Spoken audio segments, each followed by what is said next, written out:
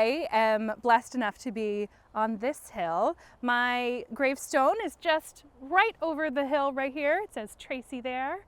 And so I get to see this beautiful view. Is there ever a time when you're in a cemetery when you don't have Danny Boy ringing through your head? Maybe it's just me and the music in my blood, but you can just feel the song. Oh, Danny boy, the pipes are calling from glen to glen and down the mountainside. Music is in my blood, though. My mama, Georgia, she was an opera singer, and she sang like a nightingale. She would travel around the country playing music and do concerts, and she would take me with her. As I got older, I was able to perform with her as well. They're some of the most treasured memories I have of my mother. I was born in Placerville. Was anyone else born in Placerville? Born in Placerville? I was born in 1876, so maybe a little bit before your time, just a little. 1876, and I grew up on Cedar Ravine. Has anyone driven down that road before? Absolutely. My daddy was one of the Ralstons from Virginia City. His brother, Uncle William, was one of the big four there and the president of California. And so they did quite well from the Comstock lode. And so our house on Cedar Ravine was comfortable, to say the least. I went to the Placerville Conklin Academy, which was in the Ivy House. I think now it's the Ivy parking lot. It's unfortunate.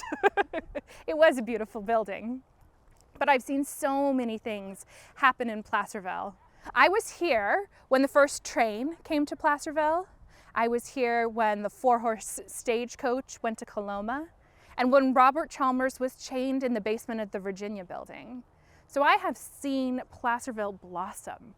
If you can imagine in your mind's eye what 1876 may have looked like, what 1910 may have looked like, what 1950 may have looked like, so much different from each other, so much change in such a small amount of time, and I got to be part of it.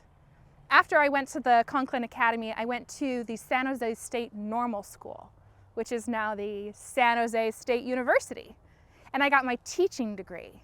I chose to come back to Placerville to teach because I wanted to be a part of the growth of our community. I loved it here. And my friends and family were here as well. Has anyone seen Lulu yet? She's just over the hill, absolutely. If you haven't seen her yet, go and tell her I said hello. We were a pair of bohemian artists in our day. We had so much fun. Lulu never stopped. I got married, however, and I had to stop teaching. Because women back then, we weren't allowed to teach and be married at the same time. And not just not allowed, it was illegal for women to teach and be married. It was illegal for women to teach and be married until 1964, just before my death. Can you imagine?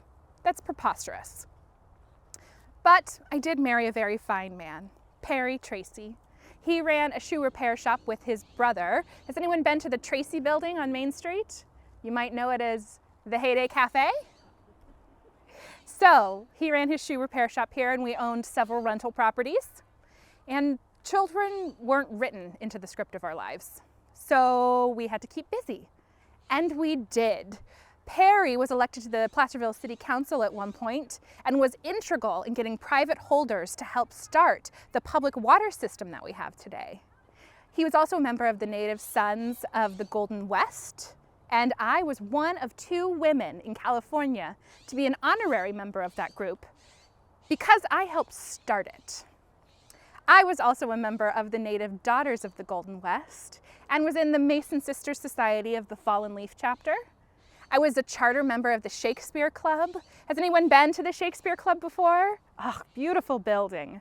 I believe they had to move it in pieces when the highway came through in the 50s to get it to where it was today. Did you know that we may or may not have started the Shakespeare Club so that we could tell our fathers and our husbands and families that we were gathering with other women to read Shakespeare? We did read Shakespeare, but really we got together so that we could pursue our own interests. There was a group that did gardening and a group that played cards. There were different literary groups.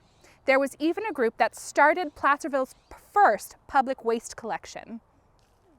And they started the first kindergarten for kids through the Placerville Shakespeare Club.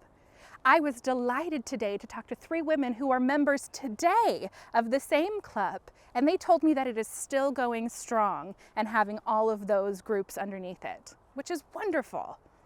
One of the organizations I was a part of, which I love, was the Placerville Arts Council. I helped form that, and I supported my friend Lulu, who was also an artist, and I bought pieces of her work that she came out with every single year to help support her. I had the money and she had the talent. Why wouldn't I?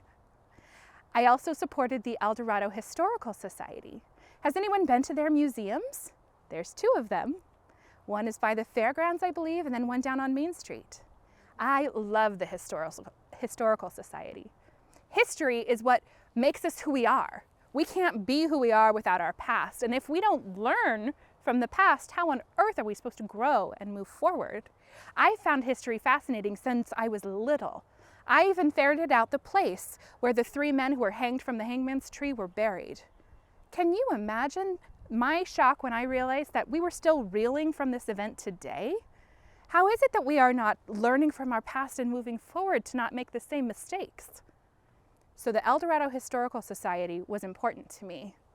I lived with Perry on Union Street until he died in 1948 and the highway came through. Now what happens when highways come through and there's houses there? The houses get demolished. Or, like a miracle, they pick up the house and they move it to another place. So our house was demolished on Union Street, and I bought a little house just over the hill here on Coloma Street, and it's still there today. When I died in 1968, I bequeathed the house to the El Dorado Historical Society. And they took the sale of the house, those funds, to help create those museums. And in those museums today in both of them, are displays of my possessions that I gave them. All of them. Well, not all of them. I had quite a few things. And so they rotate through those displays. And I had beautiful pieces, if I do say so myself. Some of my pieces were even coming around the Horn and brought in from ships to my house here in Placerville. So those are being displayed, and the title that they're being displayed under is Influential Women of El Dorado County. Can you imagine? All my things. I am blessed enough that my great niece is here today. And she's just back here, Heather, and she helps with the museum and watches over all of my possessions. If you get a chance, I would absolutely recommend talking with her. She is a far better storyteller than I am. I have loved being here, and just like I loved history, I loved our youth. So I made sure to set up a scholarship for youth here, the Stella Tracy Scholarship. And I have talked to many people just today who received that scholarship still. I hope in some small way that what me and Perry have done for Placerville has helped us grow into the artistic, rich, beautiful mountain town that we are today. And I hope that you all continue to move forward and carry on that legacy. I could talk to you all day about all of these details, but I am sure that there are other spirits who would love to speak with you. Thank you so much for hanging out with me today. Have a wonderful day.